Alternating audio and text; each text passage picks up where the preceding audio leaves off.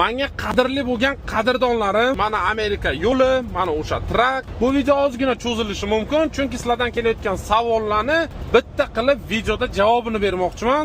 Ko'pchilik Amerikada yurgan odamni qo'ldan luboy ish keladi deb o'ylaydi menimcha, chunki sizlardan kelayotgan savollarni ma'nosi shu. Menga SMS yozadi: "Aka, men Amerikaga ketmoqchiman.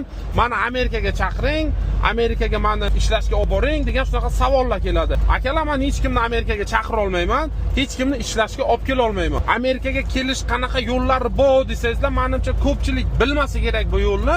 U yo'l eng oson, eng legalni, eng effektivni yo'llardan biri, lekin u yo'l uchun ozgina vaqt kutish kerak. U oson bo'lmaydi. Oktyabr, noyabr yoki sentyabr, oktyabr oylari o'rtasida green karta o'ynaladi.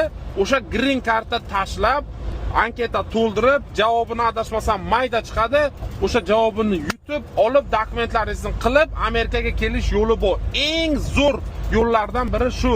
Yo student viza, yo turist viza bo'lib kelishlaringiz mumkin. Sizlar so'rayotgan yo'lni akalar men bilmayman.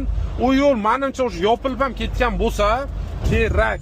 Akalar, u yo'l bilan kelishni o'ylab ham o'tirmanglar. O'zbekistondan turib trakka chiqmoqchi bo'lgan akalar, O'zbekistondan turib savol bermanglar. Iltimos, trakka qanday chiqsam bo'ladi deb.